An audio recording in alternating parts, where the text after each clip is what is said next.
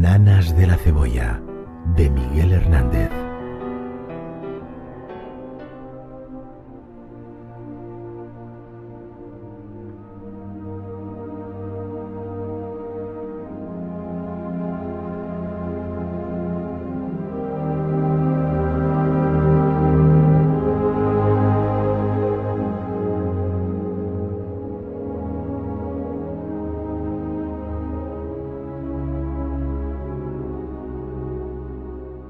La cebolla es escarcha, cerrada y pobre, escarcha de tus días y de mis noches, hambre y cebolla, hielo negro y escarcha, grande y redonda.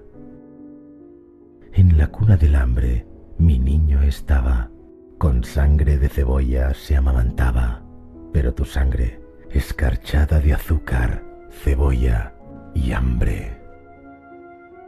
Una mujer morena, resuelta en lunas, se derrama hilo a hilo sobre la cuna.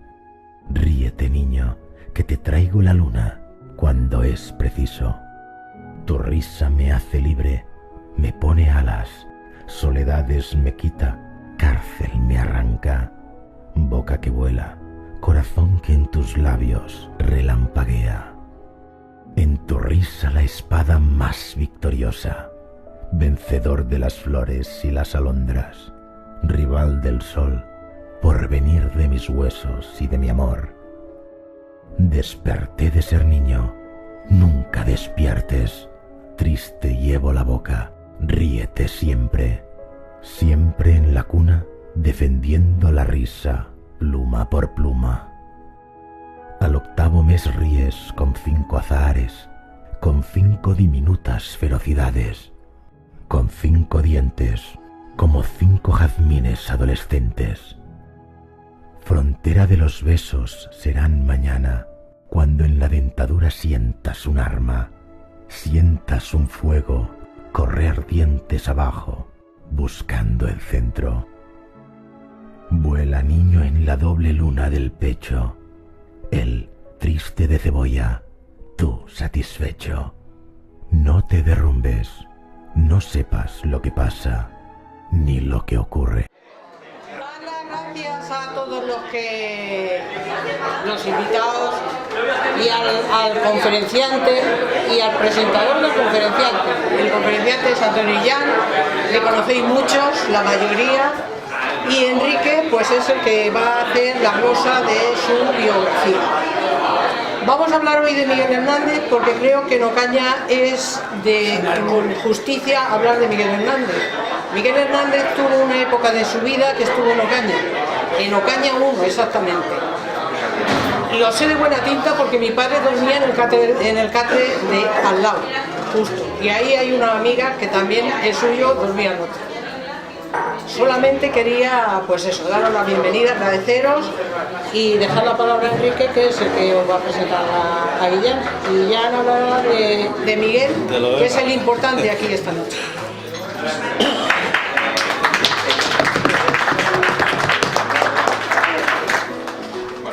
Buenas tardes a todos y muchísimas gracias por la asistencia.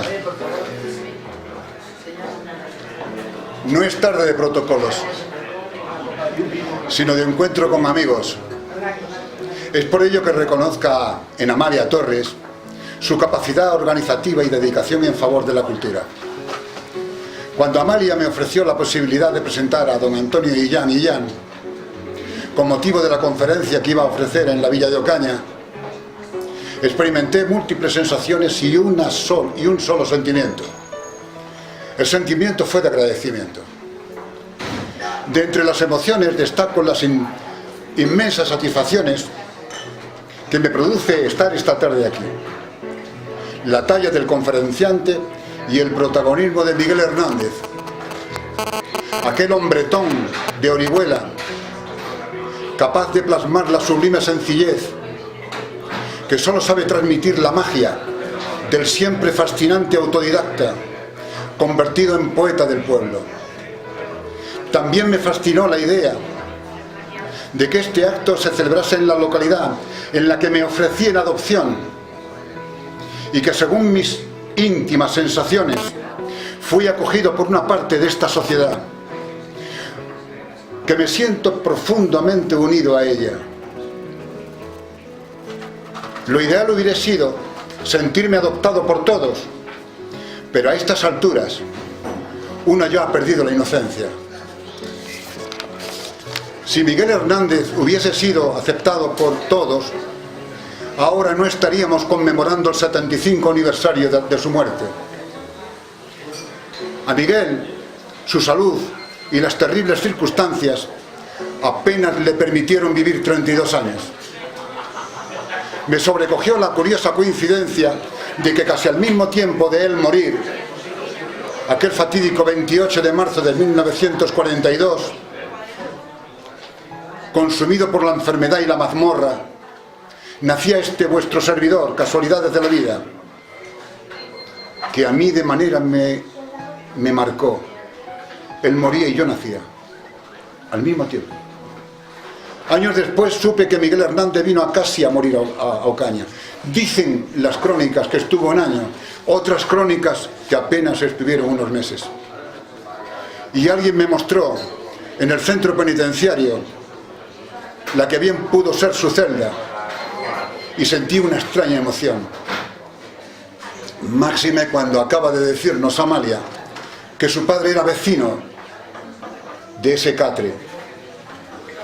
Y dicho esto, les hablaré de quien en estos momentos comparte con nosotros estos momentos de emoción y de marcados sentimientos.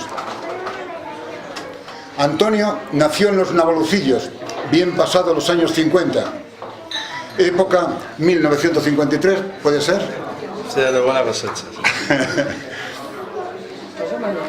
Época en la que los niños se destetaban muy tarde. Creo que estuviste mamando hasta los 3 o 4 años. Por eso, en cierta ocasión, el maestro Illán presumía de haber sido un mamón en su más tierna infancia, porque así tuvo la oportunidad de estar más tiempo abrazado a su madre. Siempre recordará su niñez unida a las tareas agrícolas en las que participaba tras sus estudios de primaria. Sus recuerdos muestran con orgullo su condición humilde y las interminables faenas en el campo, el carro que conducía con cierta habilidad y el cante flamenco de los braceros, entre los que se encontraban tu padre y sobre todo tu tío, auténtico maestro de la copla. Siendo adolescente, cursó sus estudios en el Seminario Diocesano de Toledo, donde curiosidades del destino en aquellos años yo visitaba con frecuencia. Otra circunstancia, dado que uno de los profesores era Afrodisio Hernández Casero, familia de Marisol, mi mujer, y también amigo mío. Ingresó en el Seminario Diocesano a los 12 años y permaneció en él hasta los 19. Me cuentan que aquel niño de los Navalucillos, popular monaguillo de la parroquia, era un chaval despierto, juguetón y muy buen estudiante, tranquilo pero un tanto travieso. Me aseguran que por aquel entonces Antonio ya era un líder carismático.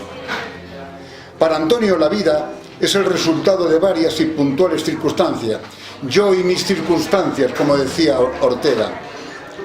Posiblemente la circunstancia del traslado de Vicente Enrique Tarancón, cardenal primado, al que él estaba muy unido por su progresismo, influyera para abandonar el seminario en compañía de otros compañeros, hasta el punto de que quedaron 3 o 4 seminaristas. Todos los demás huyeron. ¿Fue don Marcelo el culpable? Lo dejamos ahí. Su afición a mantener relaciones epistolares con chicas y hasta de haber sido pillado infraganti bailando con chavalas, supongo que también ayudaron al abandono del seminario. En cierta ocasión te pillaron. Tras su etapa de seminarista, cursó sus estudios universitarios en Madrid, donde se licenció en Filosofía y Letras. Posteriormente se dedicó al mundo de la enseñanza como profesor de lengua española y literatura. Su único destino fue el toledano Instituto de Sefarad, donde ha dejado unos compañeros que lo recuerdan con auténtica devoción. Las circunstancias de nuevo las circunstancias. Se dieron cita una vez más en Antonio e hicieron que se encontrase con su compañera de su vida y en la compañera de profesión. Pudiendo haber trabajado en Madrid, pidió destino a Consuegra a fin de reunirse con su esposa, recién estrenada esposa. Sus alumnos reconocen haber tenido el privilegio y la gran fortuna de disfrutar aprendiendo de tan insigne profesor. Don Antonio Illán es un profesor diferente, ajeno a etiquetas, prototipos y estereotipos, y es que en lo sublime está la diferencia. Ocupó puestos dentro de la administración educativa, cargos donde dejó su personalísimo sello organizativo. Incluso creo que fuiste director general allá en la presidencia. Creo que te ocupaste de la documentación de todo aquel organismo dedicado a... Era negro, entre otras cosas. Hemos hecho de negros algunos.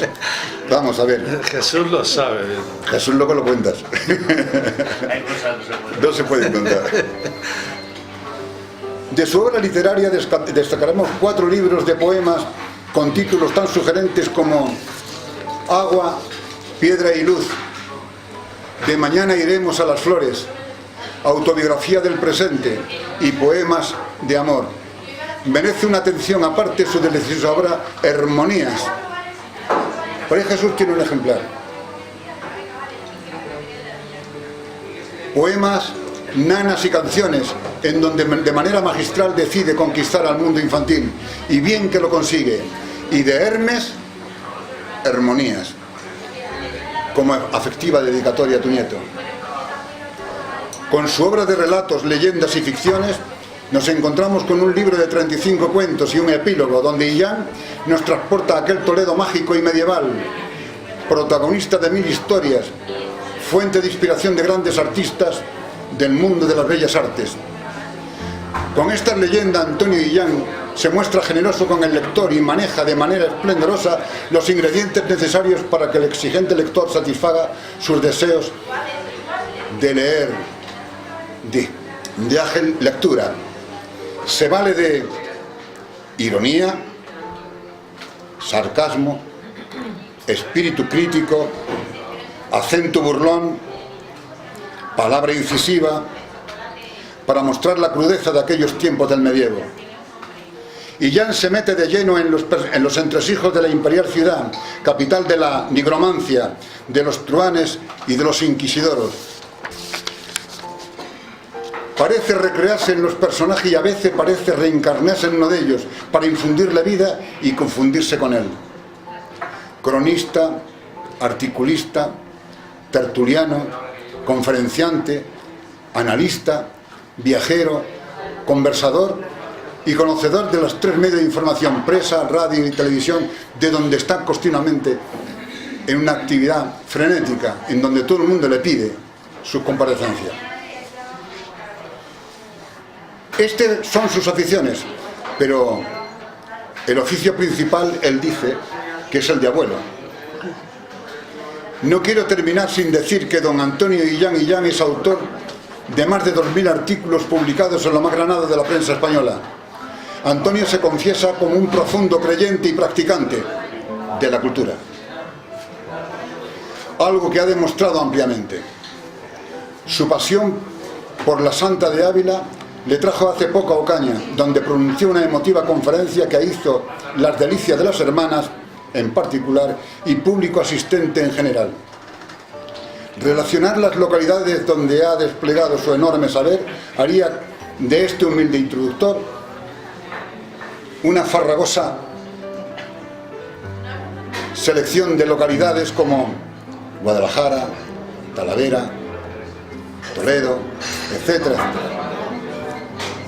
Así pues, y sin más preámbulos, sosieguen el espíritu, serenen el alma, templen sus emociones, suelten las tensiones, suspiren profundo y déjense llevar por las palabras de Antonio Illán.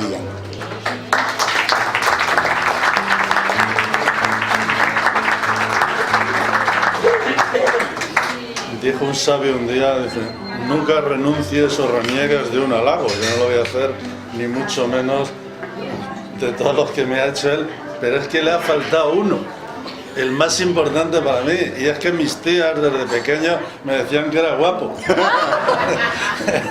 Así que te pongo, apúntalo para la próxima, porque es que eres un presentador al que hay que darle las gracias por lo bien que lo haces y bueno, no ha dicho ninguna mentira, lo ha dicho con su palabra, como él lo dice de bien, pero todo lo que ha dicho es verdad, y cuando las cosas son verdad, pues digamos que uno lo agradece más que se lo digan y que se diga en público, ¿no? Podría haber contado algunas otras cosas más, pero lo que se trataba hoy, además de dar las gracias a todos los presentes en un sitio como este, que ojalá pudiéramos hacerlo Está muy bien hacerlo aquí, a Miguel Hernández le hubiera encantado, ¿no?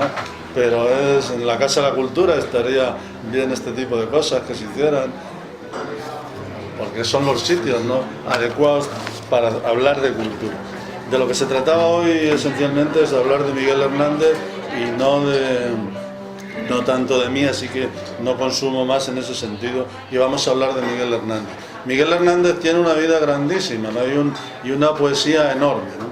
Pero, claro, yo tenía que acotar algo, y celebrando el 17 fue el 75 aniversario de su muerte, como bien ha dicho, no, de su muerte, ciertamente, porque el centenario de su nacimiento se había celebrado unos años antes.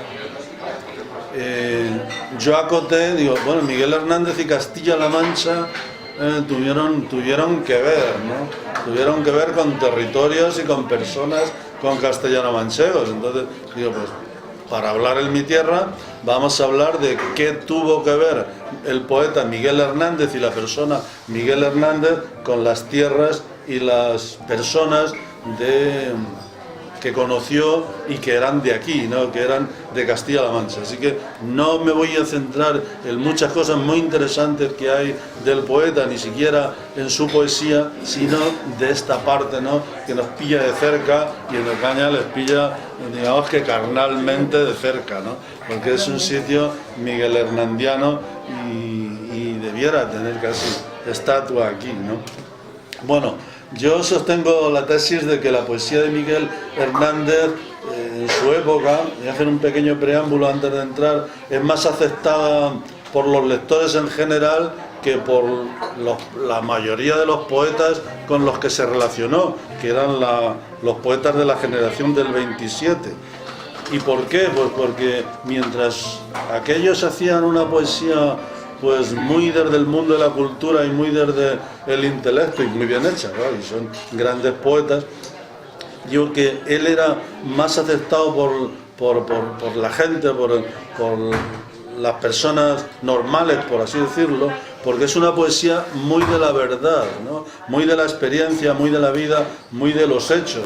El poeta Miguel Hernández habla de lo que pasa en la calle, habla de lo real, y el hijo es su hijo, el primero, el que se murió, y también el otro, la mujer es su mujer, la cebolla es la cebolla, que come las cebollas gordas, esas dulces de Alicante, ¿no?, de las famosas nanas a la cebolla. No es que se le ocurra en plan retórico, sino que está hablando de qué es lo que se comía y qué era lo poco que se comía, que no había nada más que eso. El hambre, que habla mucho del hambre, el soldado, el amor, el erotismo, todo lo que escribe Miguel Hernández es algo que siente porque le pasa. Lo que pasa es que luego él tiene una herramienta extraordinaria en la que se ha formado leyendo. Y luego tuvo también buena formación de escuela, que eso, ¿no? O sea, caemos en el tópico de Miguel Hernández pastor, pero bueno, él estuvo hasta los 14 o 15 años con los jesuitas, con tal, ¿cómo? No se oye, grito más, ya lo sé, si es que el problema es que pues trataré de esforzarme un poquito más en la voz. Bueno, pues en esa relación clara entre la vida y la obra, entre la realidad y la literatura, ahí está Miguel Hernández, ¿no? Y de Miguel Hernández, digo, se sabe mucho, pero yo me voy a centrar un poquito en el Miguel Hernández castellano-manchego. alguna idea también más, ¿no? Su nuera, a la que conocí, su nuera es también castellano-manchega, es de Tomelloso. Mantiene con firmeza que a Miguel Hernández, ella dice, lo asesinaron, aunque sabemos que murió porque ya iba de tuberculosis, ya, digamos, estaba enfermo, ¿no? Y le deja al morirse. Y ella dice que se podría haber salvado, ¿no? Un año antes de su muerte, como él ha recordado, ocurrida el 28 de marzo de 1942, su amigo José María de Cosío, al que yo he traído aquí unas cartas por si alguien después quiere ver cómo escribía la letra y tal del poeta, unos facsímiles. Su amigo José María de Cosío y el canónigo que tantos libros le había prestado cuando era chico, que llegó a obispo, don Luis Almarcha, le aconsejaron que firmara un documento donde decía que se arrepentía de lo escrito contra Franco y que no sentía lo que decía y que estaba a favor del régimen golpista, ¿no? Según su nuera, firmando ese papel, automáticamente lo sacarían de la cárcel y se lo llevaban al exilio donde él hubiera querido. Sin embargo, eso fue imposible para él porque él no tenía ese sentimiento, era una persona absolutamente inocente en su mentalidad y no tenía esa sensación. Él se sentía sucio si hubiera firmado una cosa que realmente personalmente no sentía. Él era una persona íntegra y así se mantuvo, ¿no? Fue imposible, por tanto, para él firmar aquello. La contestación, siempre según su nuera, esto no está en ningún documento, fue muy breve, ¿no? Ya había pasado lo de Lorca y había ocurrido todo el escándalo que había ocurrido y desde la jefatura del Estado se dijo aquello: muy bien, que se pudra, que se muera lentamente, no quiero otro Lorca. Por eso a Miguel Hernández no le ocurre nada, digamos, hombre, le ocurre lo que le ocurre, es decir, que una persona enferma y en malas condiciones y con mucha hambre pasa de cárcel en cárcel y con las faltas de atenciones uno termina muriéndose de la enfermedad que tiene, que es lo que a él le pasó. Bueno, pues dicho esto, sin embargo, hay muy pocos que saben que voy a contar alguna cosita de él también para dar una idea de cómo era. Por ejemplo, que le apasionaba la fotografía, que le encantaba escribir guiones de cine, que eso no nos ha llegado como tal, le encantaban los periódicos y la radio. Teníamos algo en común, es que me va a gustar Miguel Hernández. Y era un autodidacta de manualidades. Aquí se contaba, incluso en la propia cárcel de Ocaña, ¿no?, que mandaba los juguetitos que hacía para sus hijos y se quedaban con ellos los guardias, ¿no? Es decir, era de las manualidades y sobre todo, o sea, le gustaba trabajar la madera y lo de como a Unamuno, la papiroflexio, ¿no?, el doblar papel. Bueno, eso por dar una idea, ¿no?, así de esas pocas cosas que no se cuentan, ¿no? Y según cuenta su nuera también, bueno, fabricaba esos juguetitos, que ya os he dicho que... y otra cosa más que tampoco se cuentan a veces de estos grandes personajes, que terminamos hablando de su literatura, de sus versos y tal, y es que le gustaba contar chistes verdes, sí, a Miguel Hernández. una curiosidad. Eso lo dice además la persona que quizá más le ayudó de aquella época, joven, que fue Vicente Aleixandre. El poeta Vicente Aleixandre fue muy amigo suyo. Y también era un imitador, tenía un sentido de la imitación y imitaba los ruidos de la naturaleza, y dentro de los ruidos de la naturaleza sabía imitar muy bien el canto de los pájaros, de muy diferentes pájaros. Tanto es así que Pablo Neruda, con el que también tiene Neruda y Vicente Aleixandre, son los que le echan una mano siempre, le dijo en algún momento, dice: me tienes que llevar a tu Levante natal para escucharlos, le rogaba Pablo Neruda. Bueno, pues durante un tiempo también el hombre era solidario con todo lo que se le ponía a mano. Cuando García Lorca muere, lo matan, pues él se encarga de dirigir la barraca, pero sin tener sentido de lo teatral, porque él hombre, escribe una cosa teatral, pero no tenía ese sentido lorquiano de lo teatral, mantiene la barraca y la dirige, pero para que la compañía de actores no se quedara en el paro, no con otra intención, sino para mantener a la compañía. Bueno, pues esos son pequeños detalles en la vida de Miguel que nos impactan, nos estremece, porque siendo eso tan joven, 31 años, ¿no?, con una mujer a la que amaba profundamente, un hijo que lo era todo para él y toda una vida por delante, pues se dejara, digamos, morir desvalido en una cárcel por sus ideas, por no renunciar y por la injusticia que ocurren en esas épocas terribles donde mueren de uno y otro lado injustamente, seguramente todos, ¿no? Por eso digo, entre otras muchas razones, considero que es un poeta, por un lado, del pueblo, como se suele decir.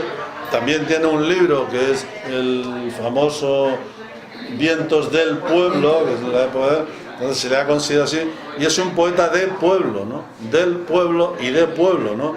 Es del pueblo porque Miguel Hernández escribe, como he dicho antes, con sencillez y a la vez con profundidad, pero de tal manera que se le entiende perfectamente. Uno lee Cantos del Pueblo y no es necesario ni siquiera... Es más, si no lo lees porque no sabes leer y te lo leen, tú lo sientes, la emoción, quiero decir, lo entiendes perfectamente, porque a Miguel Hernández se le entiende, siendo también una poesía a veces retórica y a veces, digamos, un poco alambicada. Pero en general es del pueblo, porque el pueblo escribe para el pueblo, ¿no? Y para ese tipo de cultura que él ha asumido, porque él ha recogido mucho de las calles, del lenguaje de la gente, además de lo que lee, ¿no? Y Miguel Hernández llega a todo el mundo, ¿no? Porque toda su obra estaba escrita basándose, como decía antes, en las vivencias propias, y las vivencias son trasladables. Todos tenemos un hijo o una mujer a la que queremos, o una pareja, o hemos comido cebolla, o todo ese tipo de circunstancias que él lo trajo. En su caso, que tiene pues los poemas del Frente y tal, y él no ha tenido alguna circunstancia en ese sentido. No existe en el mundo entero mejor universidad que la que Miguel Hernández tuvo. Es el poeta que es porque escribe lo que ha vivido, que ya decía antes. Y decía que es de pueblo frente a los poetas de ciudad, que eran los de su generación, que eran los poetas de la generación del 27, y con los que eran un poco señoritos, eran enormes poetas, grandes. La mejor generación poética que ha habido en España es la generación del 27. Pero bueno, eran señoritos y este era de pueblo, que venía a Madrid con las alpargatas, sí, que se iba con ellos paseando y se subía a los árboles y les hacía gracias, o le llevaba un saco de naranjas a Vicente Aleixandre, que estaba un poco enfermo el hombre, y se las llevaba para allá. Y estos se reían un poco de él, ¿no? Sobre todo Lorca le tenía una cierta animadversión, ¿no? Lorca había convocado a Vicente Aleixandre una cena, y cuando vio que estaba entre los invitados, este dice, o va este o yo no voy, ¿no? Si va este yo no voy, ¿no? Cuando Lorca citaba un libro de Miguel Hernández, citaba el título mal, yo creo que lo hacía aposta, pero bueno, quiero decir que se notaba eso. Y con Alberti la tuvo muy al final, porque claro, él bajaba del Frente de Guadalajara o de ahí del norte de Madrid, él con su mono sudado, sucio y tal, y venía ahí al local donde estaba la alianza de intelectuales antifascistas, donde entra y se encuentra a María Teresa León, gran persona por otro lado, y a Rafael Alberti, estaban allí hartándose de gambas, y dijo aquello que ha pasado la historia, y dije que aquí hay mucha puta y mucho hijo de puta, y eso no se lo perdonó a Alberti y María Teresa León, que de alguna manera también pudieron hacer algo para embarcarle por Aitana y por ahí en los barcos de Alicante, y claro, tampoco Miguel Hernández se dejaba, ¿no? Pero yo creo que también ellos pudieron hacer alguna cosita más en esta parte final, ¿no?, de la vida. Lo que pasa es que él, como se sentía inocente, se va a su pueblo, claro, y en su pueblo estuvo unas semanas, le vuelven a coger, no quiero contar su historia. Miguel Hernández, digo ya, es lo suficientemente grande como para que podamos considerarlo un poeta de todas las partes y no un poeta menor y un poeta de todos los lectores. Voy a acercarlo a Castilla-La Mancha por centrarme en lo que quería, ¿no? Porque no es porque él sea un poeta de Castilla-La Mancha, pero como he dicho, hay algunos lugares de La Mancha que le sirvieron de marco, pues, para ciertos capítulos fundamentales de su vida. Son de extraordinario interés las cartas que escribe, por ejemplo, desde Alcázar de San Juan, o desde Valdepeñas, o desde Puerto Llano. Las cartas, si tenéis ocasión de leer la bibliografía, sobre todo las cartas de Miguel Hernández, os daréis cuenta de cómo era, ¿no? Porque es de una ingenuidad y de una humanidad pasmosa, ¿no? Ahí nos da un verdadero perfil de lo que es, o le encontramos leyendo versos en Torija, en Guadalajara, ¿no?, en mitad de la guerra, en mitad de la batalla de Guadalajara, pero por hacer un seguimiento un poquito de la geografía física y emocional de Castilla-La Mancha, comienzo este viaje pues apelando quizá el rasgo más marcado tanto en la vida como en la obra del poeta, que es ese sentido trágico, ¿no? Tuvo mala suerte, no sé si llamar conciencia de destino trágico o una especie de determinismo fatal que concluyó con su muerte prematura a los 31 años, ¿no?, en la cárcel. En este rasgo, digamos, tiene en Castilla-La Mancha un pasaje que bien, pues, es una anécdota, pero que ya nos da una idea que nos sirve para ilustrar esa mala suerte que le acompañó durante toda su vida. Me refiero al hecho de que fuera detenido el 6 de mayo de 1932, ¿sí?, todavía en la época de la República, ni guerra ni nada, en el 32 en Alcázar de San Juan, y ahí va escoltado por 2 serenos viejos a la comandancia de la Guardia Civil. ¿Y por qué? Pues por unas miserias de la vida, porque viajaba en tren y llevaba una identificación falsa para acreditar un billete de estos de regalo, yo no sé, un billete dado a una persona que no lo había comprado, ¿no? Y por eso le bajan en Alcázar de San Juan. En la documentación iba expedida a nombre de un tal Alfredo Serna, ¿no? Y llevaba la documentación del billete, y la cédula era de Augusto Pescador, pero vamos, eso nos da igual. El caso es que le bajan en Alcázar cuando el revisor le pide el billete y le llevan al calabozo, ¿no? Porque como él no llevaba dinero encima, no puede pagar. ¿Y cómo se resuelve el incidente? Tiene que poner un telegrama a su amigo que tenía dinero, el famoso Ramón Sigé, el de la elegía, el que muere pronto, diciéndole, y claro, le llama, no recibe respuesta, tiene que seguir esperando allí, y le manda una carta, y con la carta le solicita 70 pesetas que le fueron remitidas cuando la carta le llegó, pero le hicieron estar en ese iba a decir cárcel, pero no era cárcel, ¿no? En ese momento, ¿no? Está retenido, ¿no?, en el calabozo. Le llegaron las 70 pesetas, sale de la cárcel de Santo Domingo, de Alcázar de San Juan, y se va para Orihuela el 22 de mayo, ¿no? Bueno, pues ese es un pasaje, ¿no?, de una cosa tan simple como ir con un billete por ahorrarse unas pesetillas, con un billete falso, pues le cogen. Le pasará lo mismo cuando al final de su vida pasa a Portugal. Cuento la anécdota.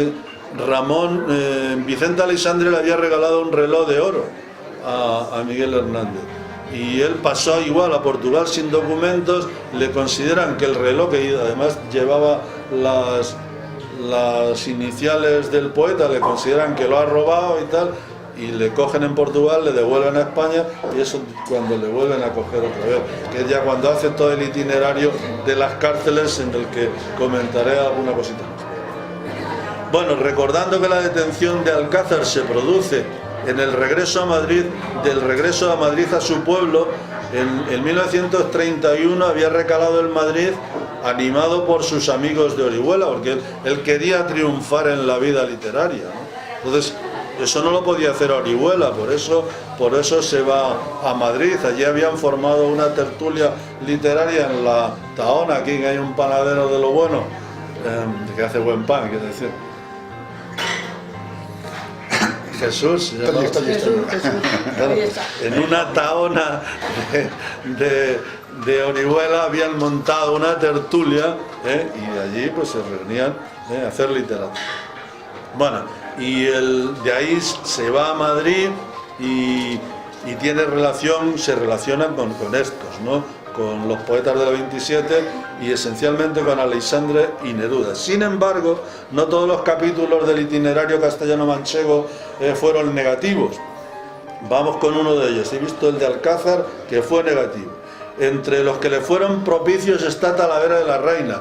No sé si habrá algún talaverano por aquí, pero si no lo hay, Talavera le vino muy bien a Miguel Hernández. En Talavera de la Reina tuvo relación Miguel Hernández con una persona que era Víctor González Gil, que era un escultor tan importante entonces como desconocido hoy.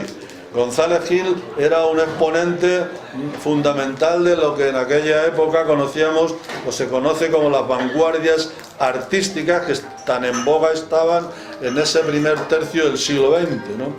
Tenía un extraordinario compromiso con el arte y con la cultura, este talaverano, que excedía por su propia obra de creación, y era un artista que también le gustaba promover, agitar y hacer que otros, poder ayudar a otros, ¿no? A darse a conocer, y eso es lo que hace con Miguel Hernández.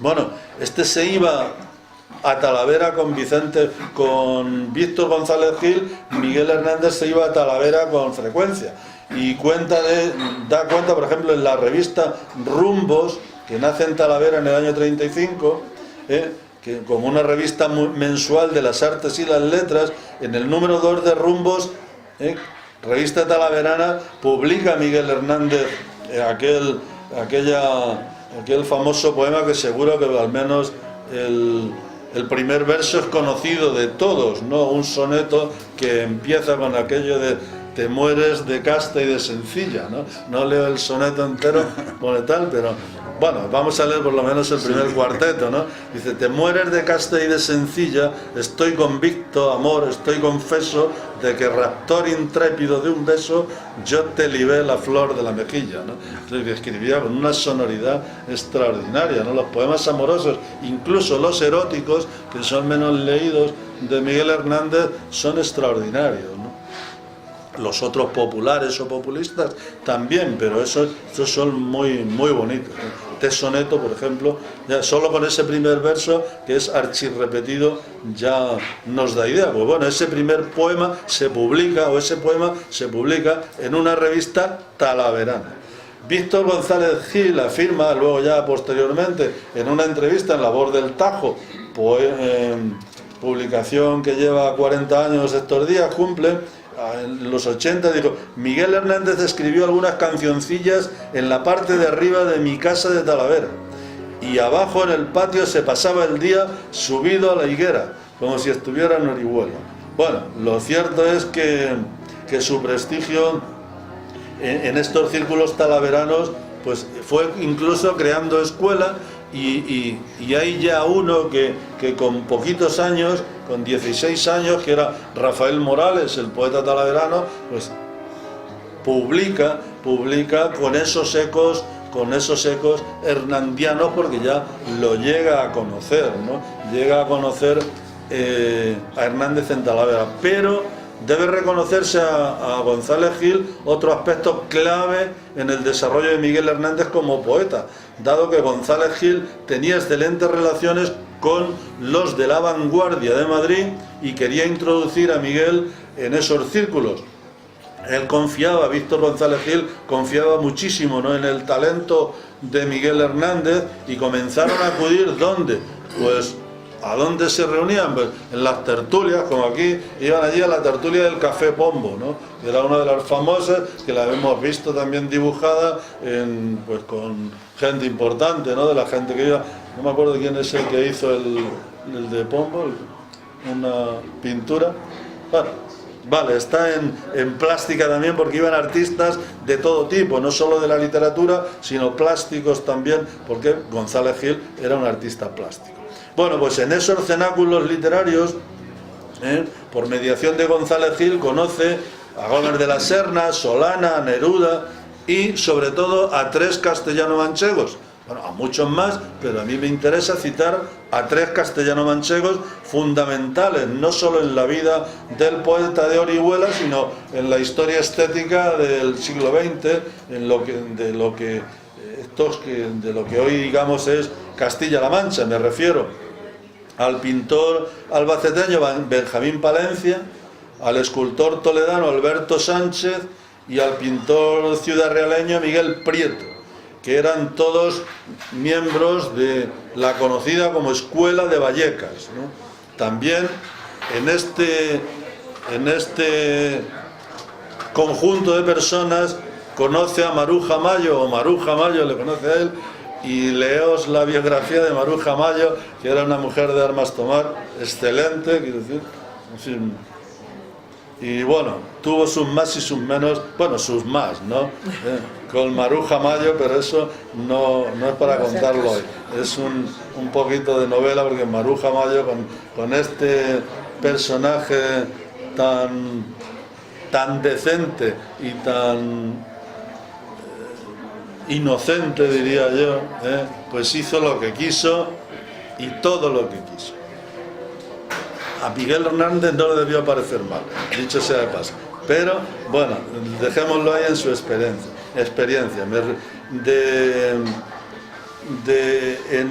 En diciembre del 34, en el 4.º viaje que hace a Madrid, Miguel Hernández, es cuando le presentan a Benjamín Palencia, ¿no?, que para él fue una verdadera iluminación. Acordaos de cómo pinta Benjamín Palencia, ¿no? Una estética, digamos, ¿por qué? Porque Benjamín Palencia pinta mucho también lo rural, los campos, esos campos con los surcos o con las besanas y con los campos verdes, ¿no?, con las lindes y todo eso, esos cuadros tan coloridos y tan coloristas de Benjamín Palencia. Bueno, pues con una plástica innovadora, ese apego al terruño, a la estética de lo rural, aunque un poco intelectualizada, que eran las bases creativas de la Escuela de Vallecas, de alguna manera provocaron en Miguel Hernández, se ve él ahí como si fuera se viera él en un espejo, ¿no? Había compartido con los 2 pintores y el escultor sus proverbiales paseos por Vallecas hasta ese sitio que se conocía como el Cerro Almodóvar, y debió ser en esos paseos cuando comenzó a concebir una creación poética integradora entre las raíces emocionales y las tendencias modernas. Es decir, él, que era muy de lo rural, muy de lo emotivo, resulta que con estos logra engarzar con la moda del momento, o con la estética del momento, que era la estética de las vanguardias, y eso se lo debe a estos castellano-manchegos, con lo cual ya es importante que en la poesía de Miguel Hernández sea la estética de unos autores plásticos castellano-manchegos quienes más influencia tengan. En una carta que le remite desde Orihuela Miguel Hernández a Benjamín Palencia, se expresan los siguientes términos: amigo querido Benjamín, estoy acabando de terminar un libro lírico, El silbo vulnerado, un libro como tú me pedías, de pájaros, corderos, piedras, cardos, aires, almendros. De alguna manera la pintura de Benjamín Palencia, ¿no? Almendros, necesito de pura necesidad tu colaboración y de puro orgullo también. ¿Quieres decirme inmediatamente si cuento contigo? Etcétera, ¿no? Pues ya le pide ahí algunas cosas más de ayuda en la carta y sigue, pero me interesaba recalcar eso, que dice que escribe lo que Benjamín Palencia, el vanguardista, le pide, el albaceteño Benjamín Palencia. Como se deduce de esas palabras, al tiempo que se solidifica la amistad, pues se iba forjando una estética de la ruralidad, de la cercanía del hombre y el medio, que es la que fue adquiriendo Miguel Hernández, ¿no? Esa dignidad lírica que le sirvió, pues de alguna manera, a mi modo de ver, para anular el desprecio que había sufrido por parte de algunos de los poetas, como ya cité antes, como era Federico García Lorca, gran poeta por cierto, y más cosas. En este tiempo la estética predominante en lo poético español estaba cambiando sustancialmente, ¿no? La lírica experimental, pues digamos de corte intelectualista, deshumanizada en palabras de Ortega y Gasset, pues comienza a ceder, digamos, hacia una lírica mucho más subjetivista, más impura, más emocional. En esa situación, Pablo Neruda preparaba algo que él dio cobertura a muchos poetas de la época, que era su famoso Caballo Verde para la Poesía, proyecto para el que contó expresamente con Miguel Hernández, que había regresado entonces a Orihuela y se hallaba colaborando en otra revista famosa que era El Gallo Crisis, ¿no? Que era El Gallo Crisis, es la revista que hace Miguel Hernández con su amigo Ramón Sige. Vuelvo para cerrar el círculo de Víctor González Gil, el Talaverano, porque tiene alguna incidencia en la parte final de la vida del poeta. Si repasamos el epistolario mantenido entre el escultor y el poeta, veremos pues bueno, cómo era de entrañable esa amistad. El 23 de julio del 77, el diario Montañés le hace una entrevista a Víctor González Gil y dice unos días antes de entrar los nacionales en Madrid, y como sabía la sana actuación de Miguel como poeta soldado de la cultura, me fui a buscarle al local donde tenían sus oficinas los intelectuales antifascistas. Yo tenía mucho miedo que a Miguel, como era un niño grande, le pasara algo, pues en estas guerras civiles no reparten precisamente caramelos. Disimulando el mío propio, me decidí por echar una mano. Bueno, Miguel se marcharía al extranjero, como dije al principio, por recomendación de Luis Almarcha, vicario de la Catedral de Orihuela, pasando por Sevilla. Digamos, esto es la idea, no ocurrió así, camino de la frontera portuguesa, pero Víctor fue a despedirle, luego tiene mala suerte y le ocurren esas cosas. Fue a despedirle hasta la calle Alameda en el marzo del 39, es decir, cuando la guerra está al finalizar, y el poeta le dijo que se iba a Sevilla para ser pastor. O sea, que no tenía ni idea de la huida, ni de nada, él no huía de nada, ¿de qué iba a huir? Dice Víctor González, lo llevé a casa de María Fernanda, la que después se casó con el pintor Eduardo Vicente y que vivía en la calle de la Alameda. Le dije que se quedara en mi casa, pero no aceptó. Sin documentación se marchó a Sevilla para que le avalasen los poetas Luis Llorente y Murube, que no le ayudaron. Marchó a Portugal, donde me dijo más tarde le habían apalizado. Le vuelve la Guardia Civil a España, que se portaron correctamente con él. Eso dice González Gil. Bueno, Miguel recurre de nuevo a su amigo Víctor González Gil para ocultarse en casa en Madrid, tras haber sido detenido en Portugal y hecho prisionero en la cárcel de Torrijos, que era no de Torrijos Pueblo, sino la calle de Torrijos, que es lo que hoy es Conde de Peñalver, para quien conozca Madrid. dice, ingresa en la cárcel de Torrijos de Madrid, me envía una nota para que la haga llegar a un poeta de Sevilla, que no recuerdo el nombre, yo le llevé un colchón a la cárcel, vuelve a salir de la cárcel, como siempre, sin ninguna documentación. De hecho, esa primera vez sale de la cárcel porque no lograron acreditarle de nada. Entonces, estaba indocumentado y allí sobraba gente y le echaron fuera. Le pusieron en la calle... dice González Gil, por exceso de clientela, como las iba a decir una cosa de medicina que pasa estos días con la gripe, como las urgencias de los hospitales en la actualidad.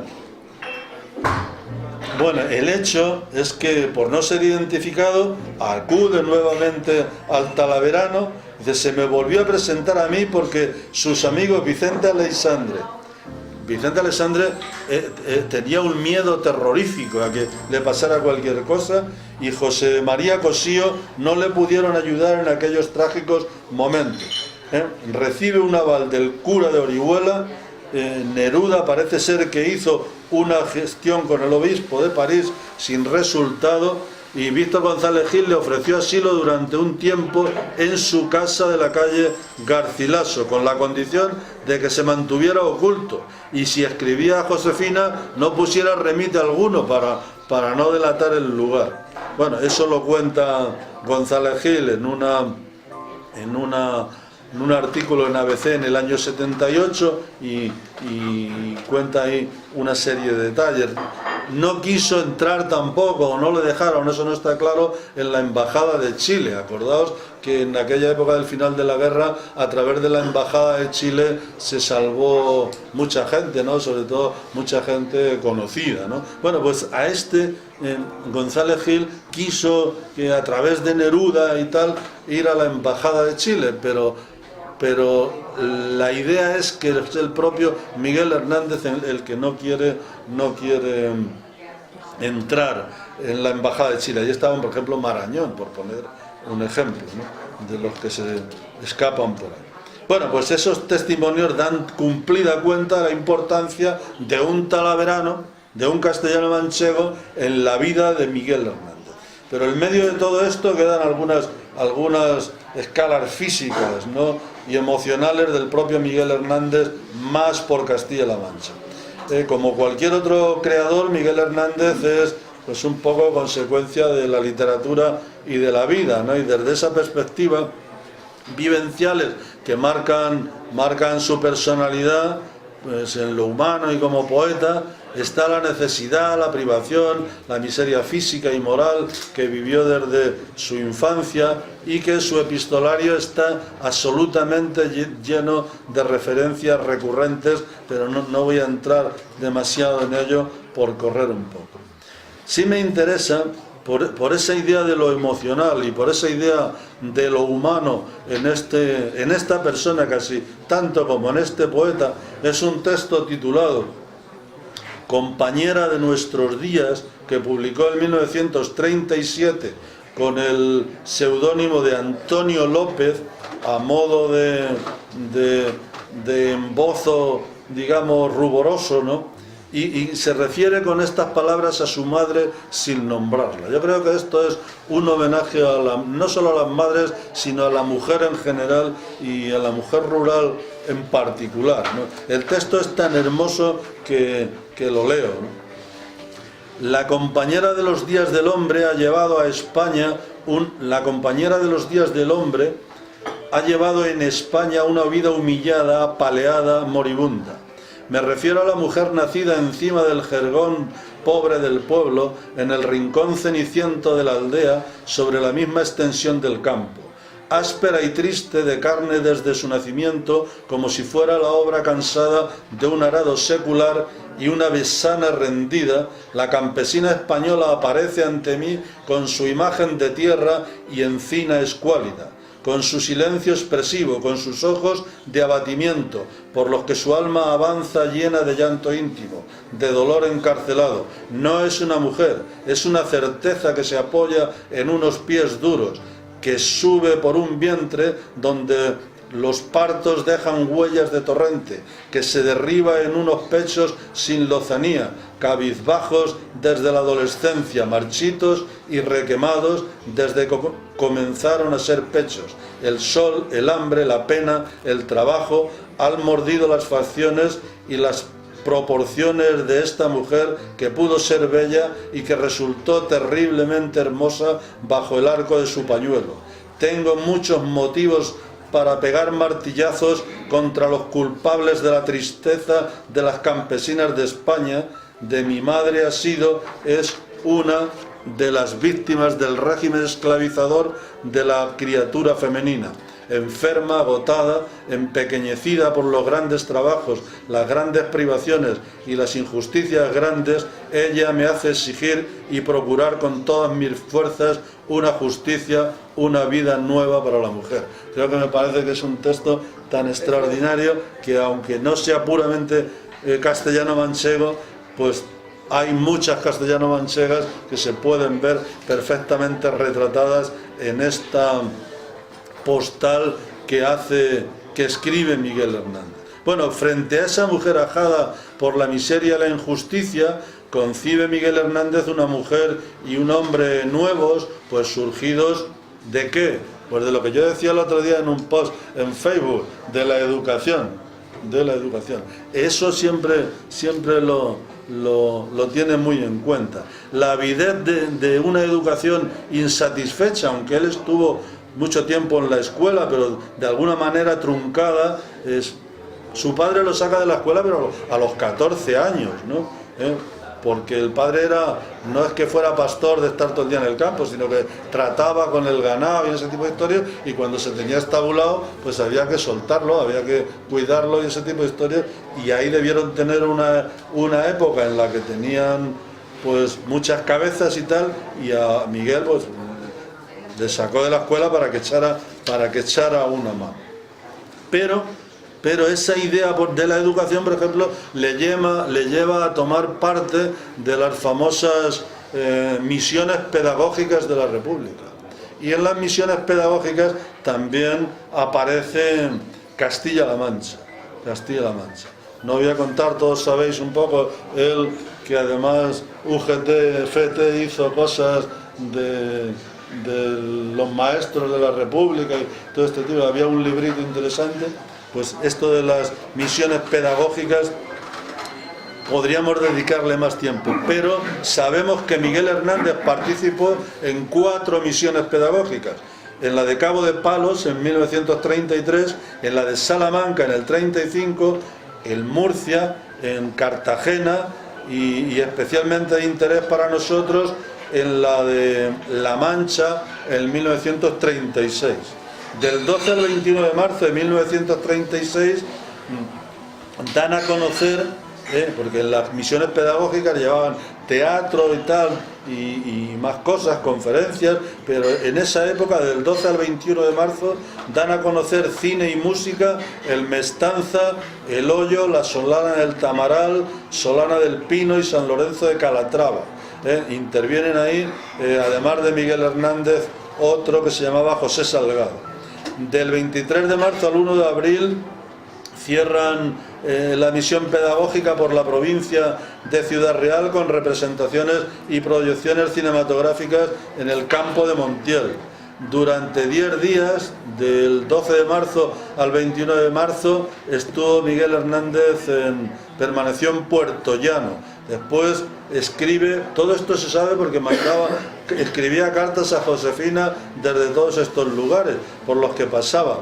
La siguiente carta escrita es desde Valdepeñas, el día 22 de marzo, y ya está, también luego pasa al Badalejo, y el 28 está de nuevo de vuelta en Orihuela. O sea que pasó ahí un mes de marzo recorriendo Castilla-La Mancha. La prensa local, El Defensor, nos informa que el jueves 12 de marzo del 36 llegaron en viaje de misiones el inspector jefe de la enseñanza de la provincia, que era el tal José Salgado, y 3 estudiantes madrileños con el propósito de visitar Mestanza, El Hoyo, Tamaral, Solana y San Lorenzo. el alcalde, que se llamaba Leonardo Rodríguez Barrera, puso a disposición de los misioneros, para que veáis cómo era de gravoso esto, el volquete municipal, a fin de permitirles regresar a Puerto Llano cada noche, dadas las malas comunicaciones con los pueblos del Valle de la Alcudia y de Sierra Madrona. El Ayuntamiento de Puerto Llano ofrece este vehículo municipal para sus desplazamientos a las localidades en las que desarrollan las misiones culturales. También se propuso la posibilidad de dar una conferencia en el Gran Teatro, que no sé si se llevó a cabo. Bueno, lo cierto es que no fue nada fácil la llegada hasta estas localidades, dadas las malas condiciones de los caminos. Y dice él en una carta a Josefina: mira, ayer y anteayer he estado en un pueblo metido en el corazón de Sierra Morena, la Sierra de los Bandidos, y he ido en auto. No te puedes figurar lo que ha costado llegar. Es un camino el que hemos recorrido, hecho para los arrieros solamente, y el que conducía ha sudado tinta. Por fin pudimos llegar y volver, y aquí me tienes en Puerto Llano, de donde saldré esta mañana, ahora es muy temprano, para un pueblo que llaman Tamaral, dice en una carta, en una de las cartas que se conservan a Josefina. De esos años de las misiones pedagógicas, de la vida del poeta, diría más tarde su amiga y también misionera María Zambrano, dice que era un creyente y creyó siempre en lo mismo, en el rayo que no cesa y en el amor que no acaba.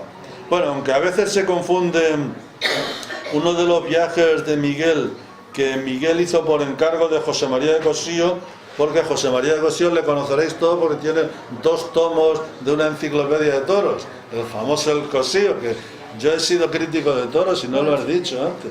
¿También? No lo he dicho. Bueno, pues sí, he escrito críticas. Yo vi la faena de Curro Romero en el callejón de la Plaza de Toros de Toledo. Yo creo que fue una de las últimas buenas que hizo. Y lo conté. Bueno, pues a este le encargaron, a Miguel Hernández se ganaba unas pesetillas con Cossío porque le mandaba por ahí a los sitios para que le hiciera fichas, le escribiera, digamos, pues parte de la historia de toreros o de plazas de toros, como ocurre con algunas de La Mancha, ¿no?, para la enciclopedia.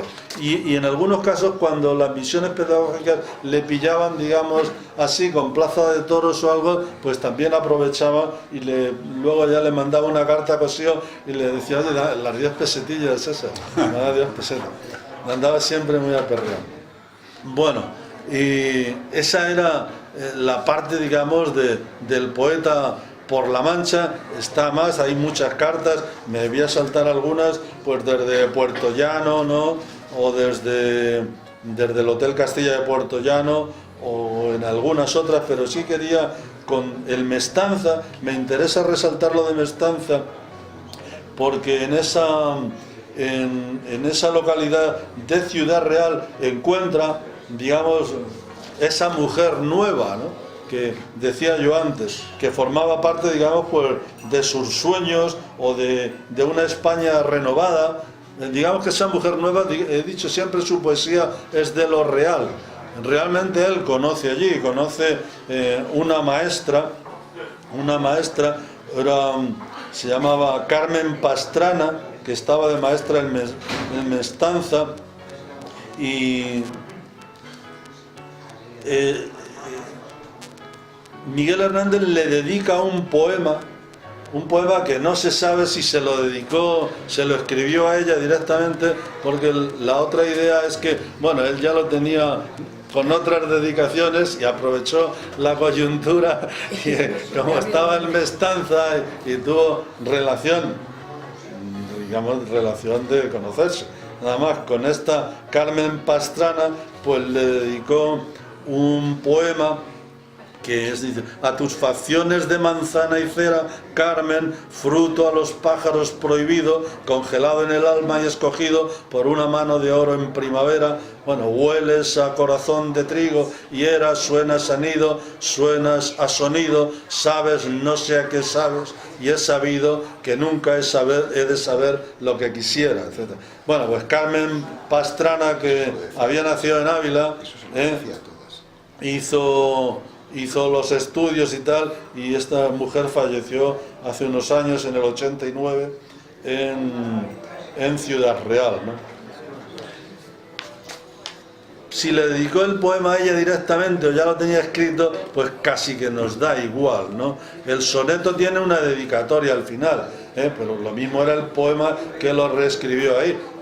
Hago un paréntesis porque esto lo hemos hecho muchos poetas, pero concretamente José Hierro, que durante un tiempo vivió en una casa de putas al final de la guerra, pues les escribía, sí, le daban de comer, cobijo y cama caliente. Y les escribía, cogía poemas de Becker, y se los daba como suyo, pero bueno, claro, tenía que pagar con algo el hospedaje, ¿no? Lo contó él, a José Hierro le llevé un viaje en coche una vez y era un hombre interesantísimo, además de que bebía como... ¿Aprovechas? Sí, hay un conferenciante que se bebe una botella de vino en una, que es este bajito que vive en París, hombre, ¿cómo se llama? Arrabal, Fernando Arrabal, siempre se pone 2 o 3 pares de gafas y el vino al lado, y da gusto ver cómo habla porque además sabe mucho. Bueno, pues pasamos lo de Mestanza. Y ya por ver si era esa Carmen o no, había otra Carmen que era Carmen Samper Reis, que la llamaban la Calabacica, que supuestamente era la mujer a la que le había dedicado antes el poema, pero a esta de Mestanza se lo dedico. Entonces dejémoslo ahí, la polémica. Pero la huella de Castilla-La Mancha, el Miguel Hernández, continúa. Si cuando veáis que ando mal de tiempo, me decís, y Castilla-La Mancha, como es tan amplia, la cortamos por donde haga falta. Pero sí, en los años posteriores de enfrentamiento bélico, de cárcel y finalmente de muerte, pues le encontramos por aquí. Y una de las huellas las encontramos en Guadalajara, ¿no? En Guadalajara. Él habla de rumorosa provincia de colmenas, la patria del panal entremecido, la dulce Alcarria, amarga como el llanto, amarga te ha sabido. Bueno, ahí cantó en Torija, hay una foto que está leyendo unos versos en la plaza de Torija, en una reunión que hubo, y allí cantó frente al fascismo, pues está el famoso poema aquel que dedicó, que no le voy a leer entera porque es muy largo, pero se titula Ceniciento Mussolini, que es un poema donde le da que no veas, ¿no? Ven a Guadalajara, dictador de cadenas, carcelaria mandíbula de canto, verás la retirada miedosa de tus hienas, verás el apogeo del espanto. En la batalla de Guadalajara ya sabéis que a los italianos les dieron... De eso Rafa Díaz Regañón sabe mucho más que yo. Que le cuente. Bueno, pues ese poema de Ceniciento Mussolini, que es largo, pues hace referencia un poco a la batalla de Guadalajara, que si antes he dicho que Miguel Hernández escribe de lo que vive, pues aquí él vio cómo a los italianos en Guadalajara y en los italianos, en el ejército italiano derrotado en Guadalajara, de alguna manera él ataca también a lo que es el símbolo del fascismo, atacando directamente a Mussolini. Manda plomo y acero en grandes emisiones combativas, con esa voluntad de carnicero digna de que la entierren las más sucias salivas, ¿no? Dice otra de las estrofas. Y luego, en viuda y de sangre sus mujeres, nada podrás contra este pueblo mío, tan sólido y tan alto de cabeza, que hasta sobre la muerte mueve su poderío, que hasta del juicio saca fortaleza, ¿no? En cambio, al pueblo de Italia lo salva de alguna manera, pero dictador de patíbulos, morirás bajo el diente de tu pueblo y de miles. Es casi présago, ¿no? Casi présago en ese sentido. El poema de Miguel Hernández es un poema pues, muy de guerra, ¿no? Muy de guerra. Bueno, pues está el encuentro ese de Torija, sin haber estado en los combates de Guadalajara, pues él no estuvo directamente en el frente, ¿no? Pero incorporó la batalla de Guadalajara en otras páginas, como en una pieza de teatro, ¿no? Como El Pastor de la Muerte, donde convierte a Pablo de la Torriente en el heroico personaje del cubano, ¿no? El heraldo de la victoria de Guadalajara. Bueno, y ya puestos en Guadalajara, hay que relacionar que hay otros 3 nombres de guadalajareños ligados a momentos destacados de su breve, me he saltado cosas de Guadalajara, pero no pasa nada, de la breve intensa biografía de Miguel Hernández, que son Buero Vallejo, Ramón de Garciasol y sobre todo José Herrera Petere, ¿no? De Buero Vallejo, con Buero Vallejo tenemos pues la imagen más vista quizá de Miguel Hernández, que es esa cabeza que le pinta el Buero Vallejo, en la que estaba condenado a muerte, y pintó miles de dibujos y los regalaba, ¿no? Los regalaba a tal, y pinta, y además lo dedica en la cárcel de Conde de Toreno.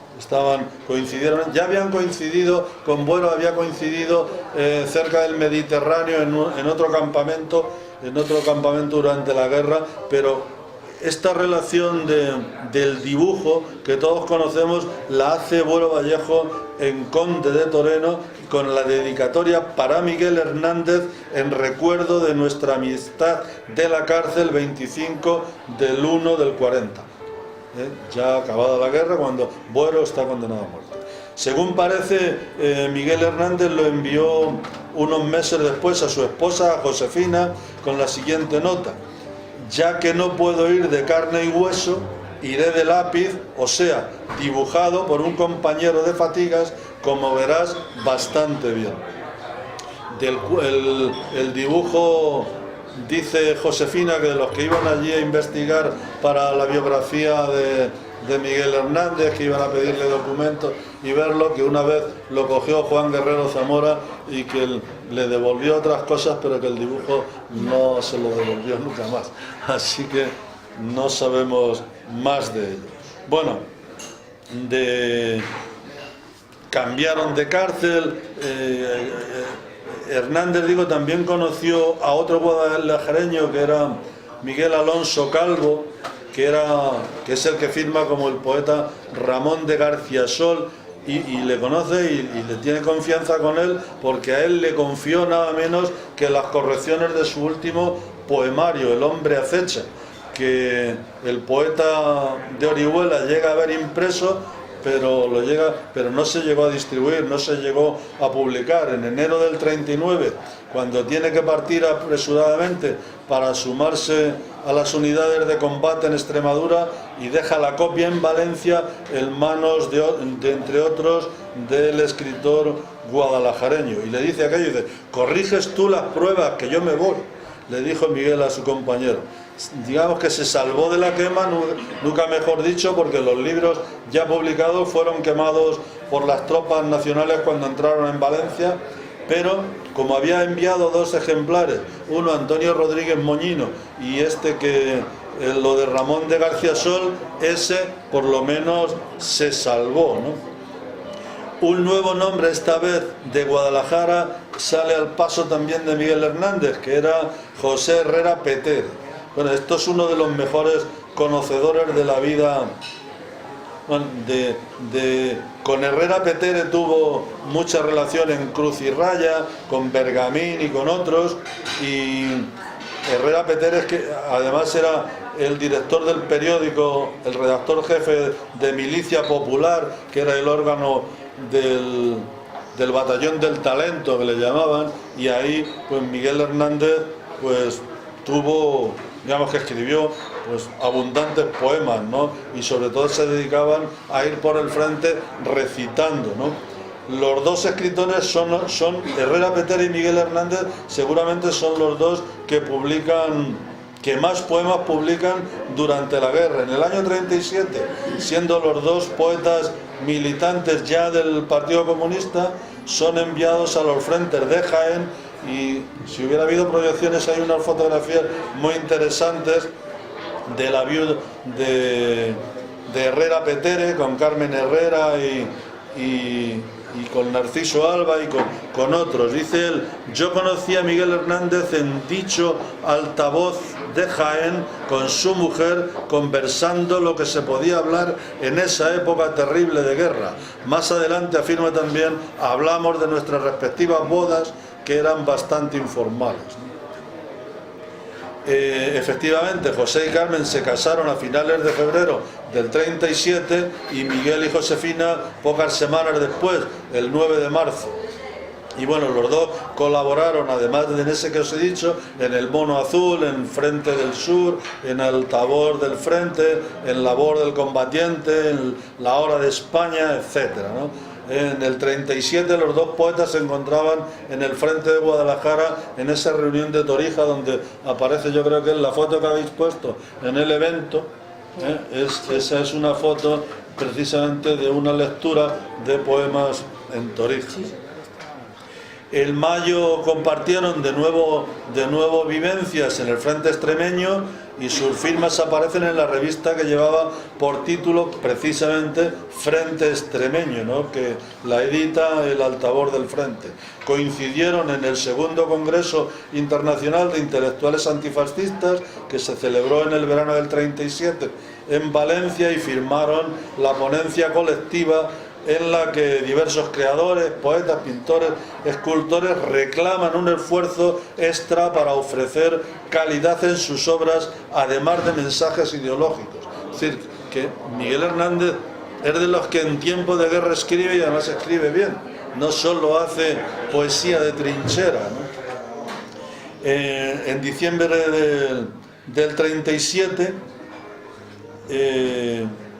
bueno, el compromiso de ambos no dejó lugar a dudas, y ello acarreará pues la posterior desilusión y un poco también amargura, ¿no? En el caso de Hernández, pues su trágica y dolorosa muerte en el reformatorio de adultos de Alicante, y Herrera Petere pues ya en un morirse a diario, pues con nostalgia, refugiado en los recuerdos y en el alcohol, ¿no? Bueno, las firmas aparecieron también en romanceros publicados durante el conflicto, pues un romancero de la Guerra Civil, romancero final de la Guerra de España, homenaje de despedida a las brigadas internacionales, etcétera, en muchos más sitios.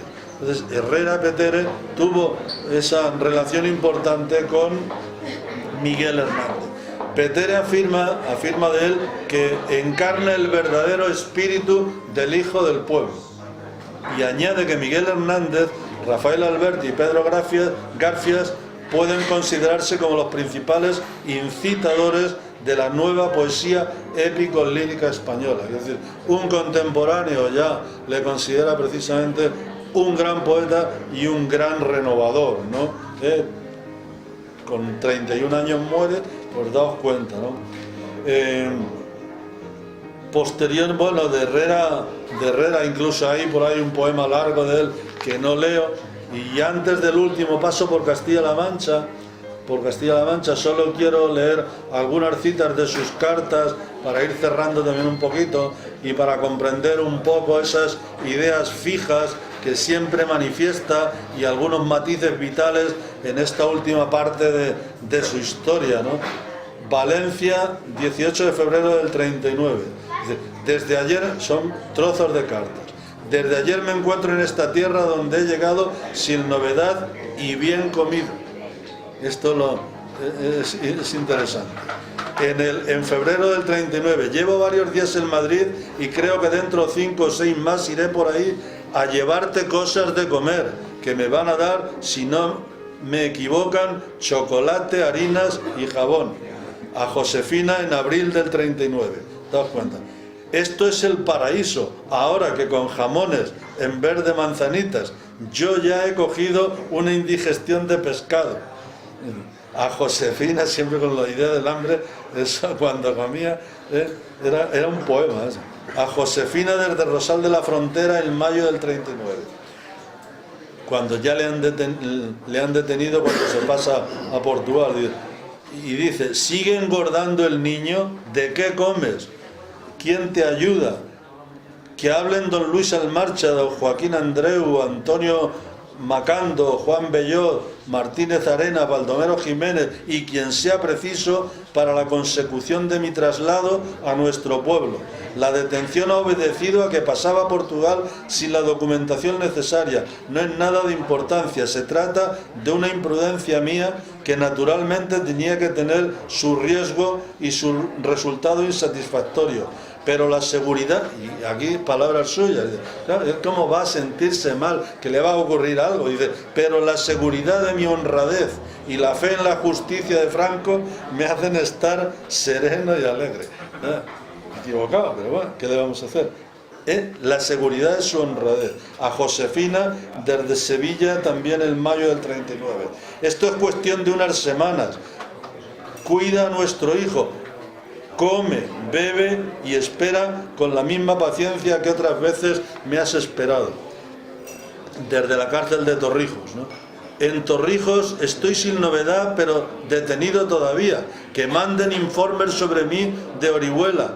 Ya comeréis pan todos los días, ¿no? Siempre. A José María de Cosío en mayo del 39. Fuerza un poco tu tranquilidad por mí, o es seguro que no saldré de aquí hasta que no se aclare mi actitud honrada. Y esto puede ser cuestión de mucho tiempo. José María, por nuestra amistad, nuestra familia y nuestra poesía, insisto en pedirte este gran favor. A Josefina en el 39. Que manden 2 avales, Juan Bellot, y que vean la manera de relacionarse con algún abogado de Madrid, que sea el que me defienda cuando llegue la hora.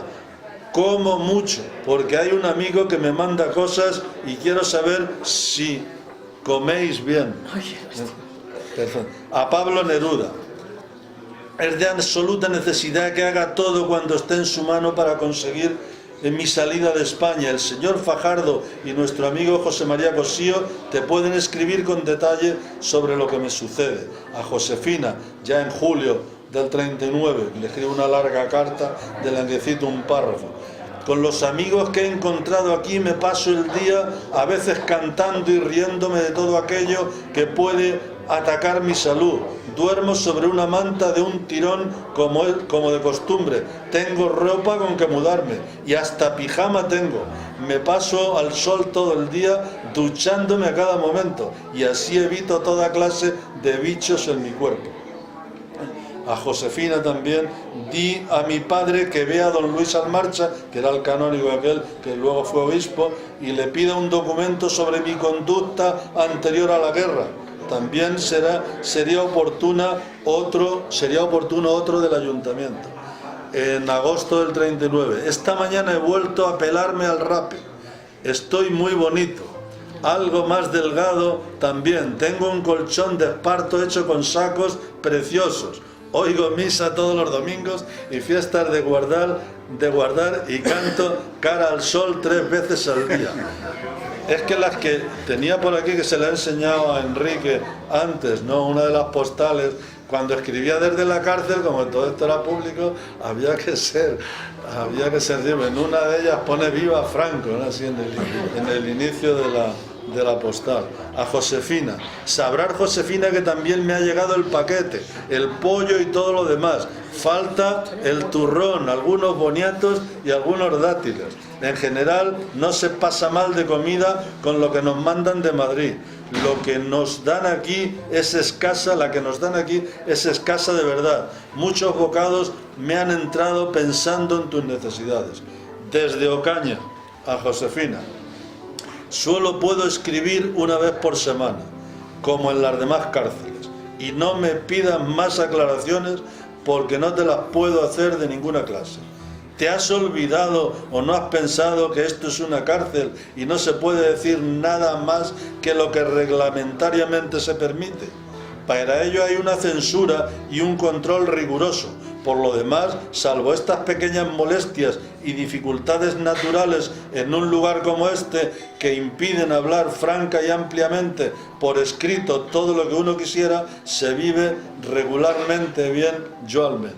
Eso es lo que dice Miguel Hernández desde la cárcel de Ocaña. Bueno, y así podríamos seguir porque hay el epistolario de Miguel es grande. El 3 de diciembre del 39 ingresa en la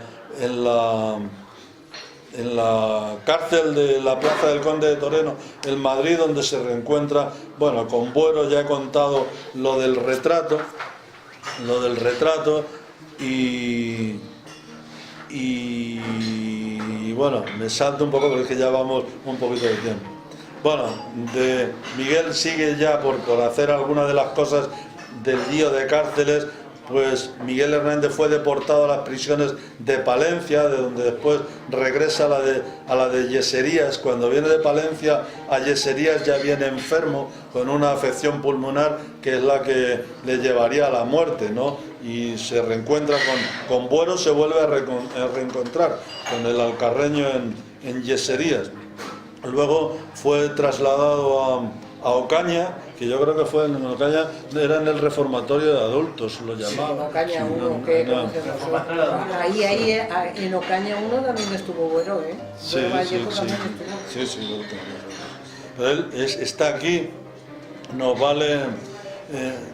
Buero dice de él, es un poeta necesario, eso que muy pocos poetas, incluso grandes poetas, logran ser. La más honda intuición de la vida, del amor y de la muerte, brota de su fuente como de otras fuentes sin las que no podíamos pasar y que se llaman Manrique, San Juan de la Cruz, Fray Luis de León, Machado, Miguel Hernández, ¿no? Quiero decir, hace esa le pone, digamos, en la pléyade de los grandes.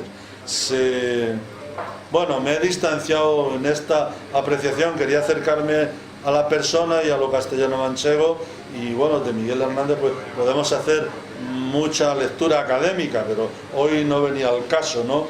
Y pues la crítica pues ha dicho maravillas de la poesía de Miguel Hernández.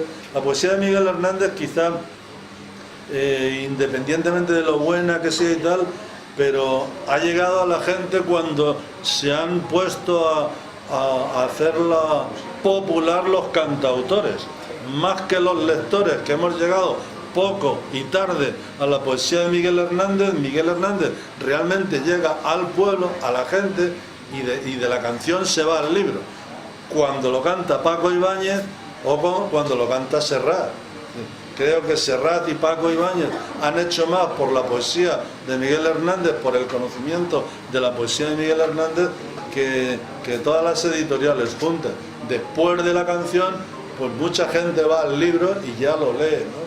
Pero antes, digamos que era, como casi todos los poetas en general, la poesía se lee poco y tampoco se publicaba mucho de Miguel en aquella época, siendo además una época en la que estaba marginado ese tipo de escritura y ese tipo de personaje, y que quienes le sacan a la luz son esencialmente Paco Ibáñez y Serrat y muchos otros, porque si buscáis el catálogo de cantantes que han cantado la poesía de Miguel Hernández, es bastante más largo que estos dos que cito por ser de los primeros y de los más famosos.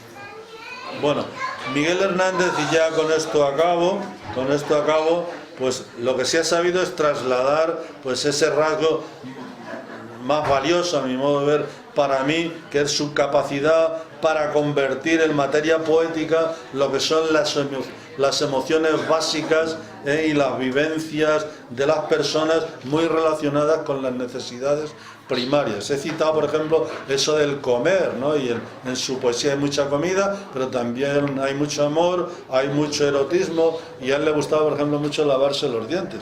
Andaba siempre con el lío del cepillarse los dientes. Podría ser un ejemplo en las campañas actuales.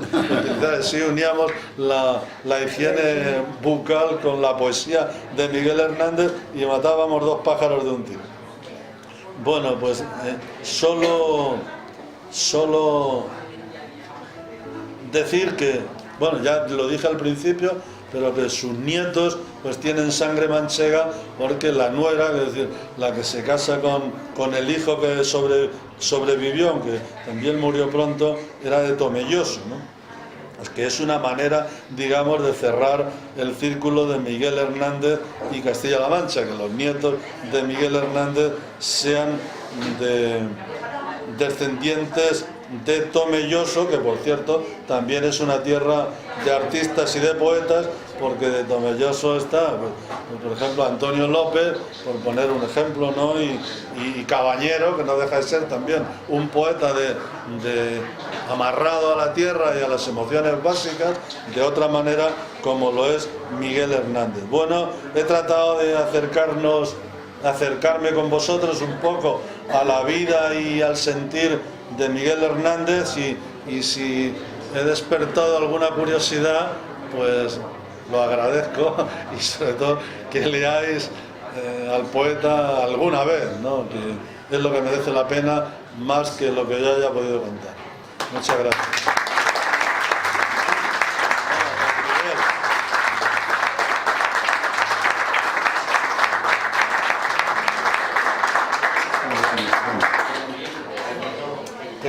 Creo que, bueno, si alguien quiere preguntar algo o tal, si alguien quiere leer alguna, hay varias biografías de Miguel Hernández, pero la de José Luis Ferris es de lo más documentado que hay, ¿no? Por acercarse a su vida. Y poesía, pues hay muchísimo. Oye, las cartas esas últimas, ¿era verdad lo que contaba? Es que quería hacer creer a la mujer que no. Que no pasaba hambre. No les llevaban. Suena como a la película de la vida. No les llevaban. ¿Sabes? No les llevaban. Que le cuenta a su hijo. Cuando está en la cárcel en Madrid y tal, Vicente Aleixandre y todo, estos amigos les llevaban comida a la cárcel. Sí, no es verdad. Mira, las cartas, aquí si alguien quiere echar un vistazo a cómo escribía o tal, me he traído unos facsímiles de las que escribe a Cosío. Mirad esta es la famosa que escribe desde Torrijos, donde pone arriba España y viva Franco. en la esta. Hombre, aquí por ejemplo comía de lo que le llevaban al padre de Maruja, se les llevaba. Y de lo que le llevaban a mi padre. Eso es. Sí, siempre había gente. No, yo sonaba, estate tranquilita, yo. No, que él comía, es que como él además, hombre, él comía, pero es que él sabía que en Cox, que era donde estaba la mujer, o en el pueblo de al lado, no me acuerdo cómo se llama ahora mismo, ellos comían menos, tío, es que ellos, su mujer y su hijo lo estaban pasando muy mal. Por eso mándales, le dice a Vicente, no he leído mucho, tal, pero a Vicente Aleixandre, en una de las últimas cartas ya desde Alicante, un poco más o menos le dicen, oye, tened cuidado, cuidádmelos, ¿no? Darles de comer, ¿no? Bueno, pues ahora lo que sí queríamos era presentaros un tema cultural, y es el tema del Ateneo, que lo va a presentar José María Balsera. Sí, para terminar, queremos agradecer a The Living Room Ocaña que nos hayan permitido realizar este acto en un lugar muy entrañable y acogedor. También queremos agradecer a Enrique y Antonio su colaboración, pero sobre todo queremos agradecer vuestra asistencia. Esperamos que os haya gustado y esperamos volver a veros pronto, ya que un grupo de vecinos con inquietudes culturales en esta villa pretende complementar la rica vida cultural de Ocaña para llenar algunos vacíos que hemos visto que existen. Sirva de ejemplo esta conferencia. En Ocaña, desgraciadamente, por ser Miguel Hernández quien es en su faceta política, es un marginado, un olvidado en la cultura de esta población, pasando por alto su grandeza como poeta y que tuvo la desgracia en aquellos tiempos de pasar por la inefable presión de Ocaña, entre otras. Hay muchas facetas culturales que en estos tiempos tan modernos, en los que todo se banaliza por las redes sociales, más que nunca es necesario emplear el espectro cultural, ofreciendo a los vecinos de Ocaña lugares en los que no solo enriquecerse culturalmente, sino que además se pueda ser partícipe de ello. Es por ello que os queremos anunciar que estamos realizando los trámites necesarios para la creación del Ateneo de Ocaña. Esperamos en breve poderos ofrecer nuevas actividades que sean de vuestro agrado e interés. Muchas gracias a todos y buenas noches.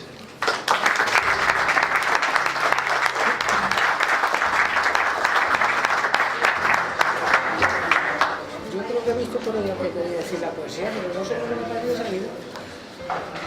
Si alguien se sabe la elegía o algún poema y lo quiere recitar, La nana de la cebolla. por ejemplo.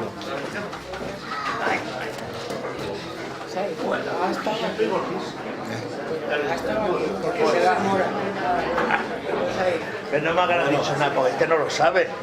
Nuestro conocimiento de los campamentos y los fuegos de campamento. La verdad es que le conocí en un campamento de la OCE. Ah, ¿no sabes tú eso? Lo tienes que contar. No, ya no te lo cuento. Oye, para el segundo volumen. Para el segundo volumen.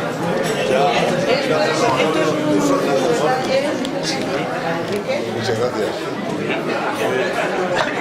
Que era una especie de memorias, ¿no?